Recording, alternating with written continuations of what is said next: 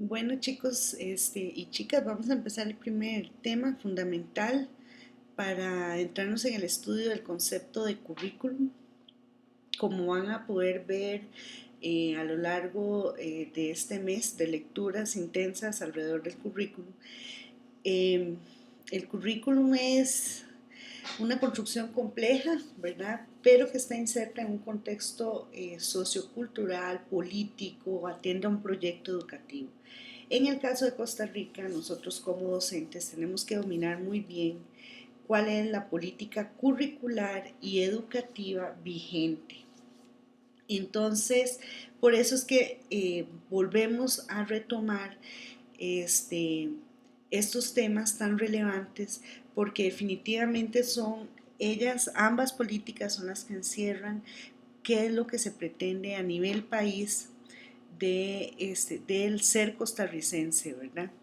Tenemos importante decirles que toda política educativa, a pesar de la queja constante de los docentes de que es algo que hacen allá, fuera de mí, que no me invitan y todo eso, en realidad la construcción de cualquier política demanda este, una primera fase preparatoria en donde se hace amplia investigación sobre lo más novedoso en las diferentes teorías en el campo educativo y cómo eso se puede vincular eh, al proyecto educativo país. Se hace una revisión y aportes a nivel nacional con diferentes expertos. Ahí muchas veces a los docentes se les invita a participar, pero o no participan o participan de una manera desinteresada y después está la queja de que no se les invitó a participar, ¿verdad? Y al final, así que ya logran una recolección de los aportes de diferentes sectores, entonces se logra un consenso con los diferentes representantes, como les digo, ahí hay cámaras magisteriales, representantes de docentes, gente de la academia, gente de la parte administrativa del MEP, en fin, todos ellos participan en esa construcción y que es muy importante ahí que ustedes como futuros profesionales tengan mucha conciencia de esto, porque muchas veces a los docentes se les invita a participar en esos ejercicios y no saben o van a aprovechar el almuerzo. Imagínense ustedes qué cosa más terrible cuando estamos hablando de la vinculación del profesional especialista en la toma de decisiones país. Bueno, como un primer referente, aunque ya no está vigente, pero que sí es muy importante tener presente porque ella da pie a la política educativa actual, ¿verdad? Que fue la política hacia el siglo XXI, imagínense ustedes muy probablemente son producto de la visión de esa política hacia el siglo XXI, ¿verdad? Que más o menos entre el 94 y 98 fue que se aprueba, ¿verdad? En ese momento se apostó pensando en una transdisciplinariedad, ¿verdad? Desde ahí se viene hablando de la necesidad de dejar las disciplinas. ¿Qué creen ustedes? ¿Hemos logrado dejar las disciplinas? ¿Cómo se pueden ver las diferentes disciplinas en nuestro currículo?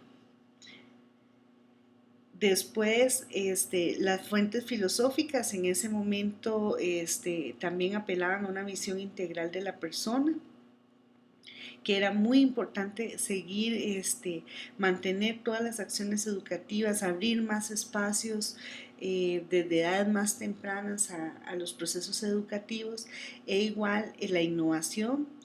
Ya desde ese momento se rescataba también la importancia de la coherencia en la educación entre lo que se dice y lo que se hace, ¿verdad? A nivel de currículum, lo que está prescrito, lo que está normado y lo que realmente sucede en las aulas, ¿verdad? Muy importante también la calidad en la administración cuando hablamos de educación, de calidad educativa, ¿verdad? Ya sabrán ustedes que no es lo mismo, me imagino que lo han vivido, tener clases en un aula muy bonita que en un colegio que no tiene condiciones, ¿verdad? Ni siquiera para ir a un baño uno, a un servicio sanitario seguro, ¿verdad? Entonces, todos esos aspectos tienen que ver con la administración y bueno, desde ese momento se hablaba de la importancia de la sostenibilidad en todo, en las relaciones humanas, en el uso de del medio ambiente, en el uso de la tecnología, en el uso de los recursos, ¿verdad? Desde ahí ya venía ese principio de sostenibilidad. Ya para ese momento también es muy importante que la persona se considera ciudadano, cada ser humano costarricense es ciudadano, productor, solidario, capaz de comunicarse con el mundo de manera inteligente. Piensen ustedes en el grupo de personas con discapacidad, especialmente aquellas condiciones que requieren de mayores apoyos. Esos chicos que han estado encerrados en escuelas de educación especial, eh, ¿verdad? Que los tienen 1 año, 2 años con un foquito estimulándolos, ¿verdad?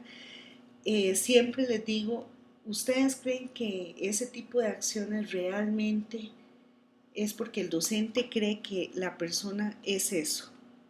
Que es una persona que puede llegar a ser ciudadana, productora, solidaria, con capacidad de comunicarse de manera inteligente. Pues bueno, eso es de las cosas primeras que tenemos que revisar en nuestros adentros como docentes y definir y entender cómo es que nosotros vemos a las personas, porque eso definitivamente es lo que nos va a marcar en nuestro actuar docente. Y bueno, para ese momento se hablaba dentro de las fuentes filosóficas del humanismo, del racionalismo y del constructivismo. Es decir, todo ser humano es importante per se, tiene una capacidad racional para la toma de decisiones y todo ser humano, toda persona tiene capacidad de construir para su bien, para la comunidad, para la familia, ¿verdad? Entonces, esas fueron las fuentes que guiaron en ese momento, buscando en todo momento una coherencia entre la teoría y la práctica. En ese momento se hablaba de los contenidos, el qué, que ya ustedes saben que para la nueva política ya no hablamos de contenidos, ahora hablamos de habilidades y dimensiones. En ese momento de los procesos cognitivos, es decir, cómo se dan los aprendizajes, y los valores los rescataban muchísimos, es para qué usted enseña eso. Pero a pesar de que no hay duda, otra posición epistemológica del conocimiento en las nuevas teorías, es decir, cómo se produce el conocimiento, eh, sigue siendo muy vigente. Todavía nos interesa mucho cómo es que aprende la persona, ¿verdad? Y esa es una tarea incansable en el campo de la educación y siempre buscar los mejores métodos para saber cómo es que aprende la persona y cómo aprende de la mejor manera. Los contenidos, qué enseñar, aún qué es lo que es realmente relevante. Esa es una tarea que seguimos pensando. ¿Y para qué enseñamos todo eso? ¿Para qué enseñar tantas cosas que ahora ponemos Google y ahí están? ¿Para qué las enseñamos? Bueno, eso es parte del ejercicio reflexivo que está vinculado a el currículo. Ahora bien, la nueva política curricular, ¿verdad? Que se llama transformación curricular, vean, muy importante, es una transformación. Vean lo que dice, lo fuerte de esa palabra, educar para una nueva ciudadanía. Es una política muy, muy reciente, en el 2015 estamos empezando a implementarla y tras de todo llevamos 5 años de implementar esta política que más o menos empezó menos de 5 años porque mientras empezaron las capacitaciones docentes y todo esto y vean que tras de todo se nos junta la pandemia, la huelga de docentes, así es que está empezando a gatear esta política curricular, vean, currículum, está relacionada con el currículum. Entonces, ¿qué es lo que se aspira? La política curricular tiene un conjunto de pilares que a su vez se operacionalizan en dimensiones y habilidades para llegar a los indicadores que ya es el quehacer en el aula. Esa parte de los indicadores lo van a profundizar más en la segunda fase del curso, que es la parte más práctica de cómo se planifica, cómo se lleva ese currículum al aula mediante el diseño curricular. Tenemos aquí entonces los grandes pilares que nos habla la política, educar para una nueva ciudadanía, ¿verdad? Todo lo que tiene que ver, vean, otra vez se repite lo del desarrollo sostenible, que ya se hablaba desde la política hacia el siglo XXI, una ciudadanía planetaria con identidad nacional, es decir, esa capacidad de entenderme como costarricense, pero que también pertenezco a un mundo, eso me permite ser costarricense en cualquier lado que esté, sentirme orgulloso de mi esencia, defender mi esencia, ¿verdad? Pero también poder vincularme con el mundo y tener una visión planetaria, ¿verdad? La ciudadanía virtual con equidad social, sabrán ustedes que en estas épocas de pandemia esto se ha destapado el gran problema que tenemos en desigualdad, ¿verdad? Y que tenemos que resolver como país para garantizar esa equidad en la participación virtual y también el acceso a la información, porque esto incluye un montón de aristas más, ¿verdad? Eh, este conjunto de pilares se operacionaliza en estas cuatro dimensiones, ¿verdad? ¿Cuáles son esas maneras de pensar que le interesa a este país en esa nueva ciudadanía que se está proyectando? Bueno, estas son las habilidades que están relacionadas a esta dimensión.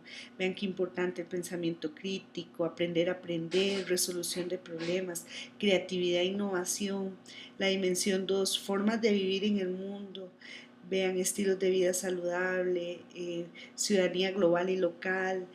En la dimensión 3, formas de relacionarnos con nosotros, tan importante, tan necesario cuando hablamos de equidad, colaboración, mejores formas de comunicación.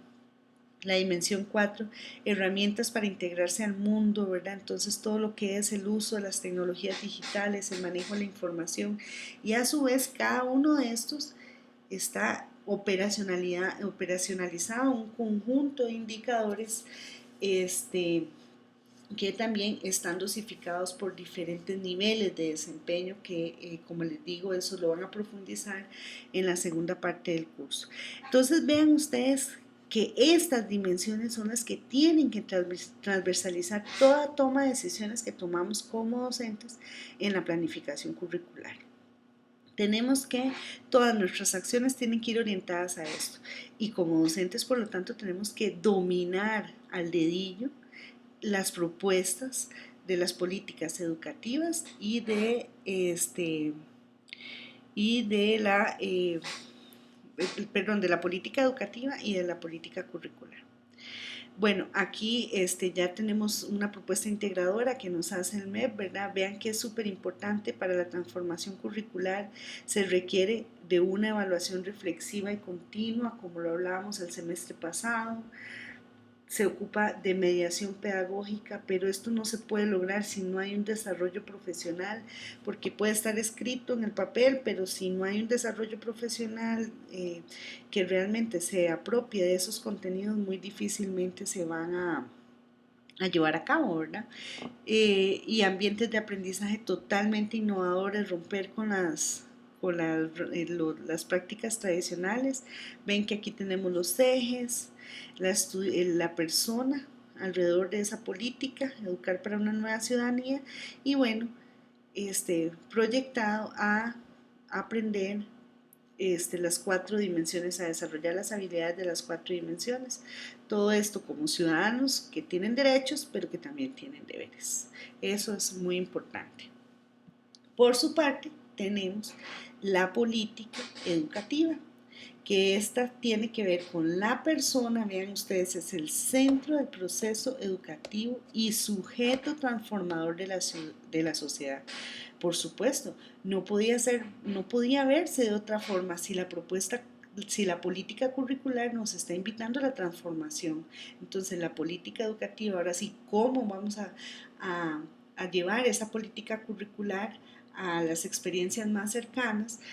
Tiene que también llevar a la transformación y vamos a ver que el contenido de la política educativa llama a la transformación en todos los ejes vinculados a los aspectos educativos. La política educativa sale 2 años después de la política curricular y vean que el marco filosófico y conceptual de la política está totalmente alineado a aquello que hablábamos en la política hacia el siglo XXI.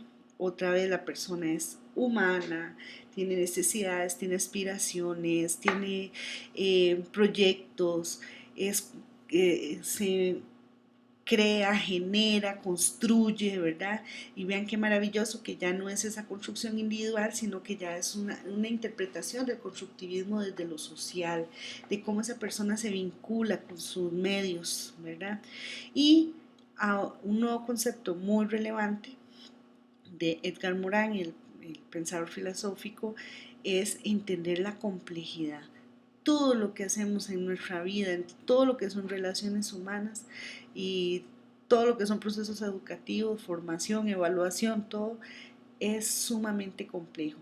Y es tarea de nosotros los docentes tratar eh, de interpretar esa complejidad para tratar de acercar a las personas al conocimiento a pesar de esa complejidad, ¿verdad? Porque nada está escrito en piedra, nada es absoluto, y todo requiere de muchísima investigación en nuestra práctica docente. Ok, ¿cuáles son los principios de esta política? Ok, tenemos que la educación siempre va a estar centrada en la persona, que tiene derechos humanos y deberes, como ya lo veíamos antes, interesa el desarrollo sostenible. Vean que otra vez volvemos a transversalizar los pilares que estaban en la política curricular, ahora lo tenemos también como principios que debe vigilar la educación desde la política educativa. Entonces, otra vez, bueno, la ciudadanía digital con equidad social, y vean qué importante la evaluación como un medio para una toma de decisiones, que ya sabemos que la evaluación nos lleva a eso, pero tiene que ser transformadora también para poder, porque si nos quedamos con prácticas tradicionales vamos a obtener evidencias tradicionales y eso no nos va a llevar a la transformación. Entonces, para ellos, los medios para lograr los principios que hablábamos antes, es necesario que haya una transformación curricular. Para lograr esta transformación curricular es necesario que haya espacios para la participación y la convivencia en el centro educativo. Vean la importancia del centro educativo para concretar el currículum. ¿Por qué? Bueno, porque ahí es donde se da el vínculo, la convivencia, donde se da la actuación del estudiante, donde comparte con otros, donde hace comunidad, igual que los docentes, ¿verdad? Ahí es donde dentro del centro educativo es donde se logran las habilidades que interesan por cada uno de los ciclos lectivos, por cada uno de las diferentes niveles que tiene nuestro sistema educativo, ¿verdad? Ahí es donde tienen muchos chicos esa cercanía a la ciudadanía digital, ¿verdad? Especialmente cuando estamos en condiciones eh, limitadas de accesibilidad, ¿verdad? También interesa montones el papel del docente. No podemos hablar de una transformación, de cambio en la política, si no hay un compromiso en el docente y en su formación permanente. No, nada se concreta si el docente, quien es científico en su campo disciplinar, no se forma, no se mantiene actualizado, y bueno, definitivamente no se llega a ningún lado sin docentes formados, ¿verdad? Son claves. Y entonces esa formación tiene que estar tanto a nivel inicial como a nivel continuo y eso es parte de la ética profesional que nos caracteriza, ¿verdad? En nuestro ejercicio. También es necesario la transformación institucional, ya no solo vista la escuela como un centro, sino ya como una institución amplia, ¿verdad? Que tiene que garantizar que no hayan barreras, que haya una rendición de cuentas de los recursos, máximo aprovechamiento de la inversión, una excelente gestión, ¿verdad? Que toda la toma de decisiones que se haga a nivel institucional sea a partir de evidencias muy importantes, es decir, tiene que haber una evaluación constante del impacto que tiene la institución en la comunidad. Y finalmente, es necesaria una gestión educativa diferente, totalmente, que redefina su nexo con el entorno, es decir, la educación vinculada al entorno. Por eso entonces es importantísimo las redes, hacer redes a nivel regional, que sean experiencias dinámicas, innovadoras, ¿verdad? El diálogo permanente con las diferentes organizaciones magisteriales es clave, esa es una labor que asume mucho desde eh, las asesorías regionales, por ejemplo, ¿verdad? Nuevas alianzas y vínculo con el entorno internacional, vean qué importante.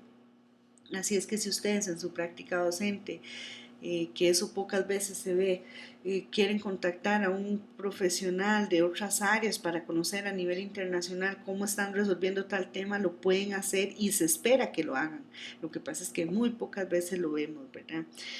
En fin, todas estas acciones son sumamente necesarias para poder llevar a cabo la política curricular que tiene este país.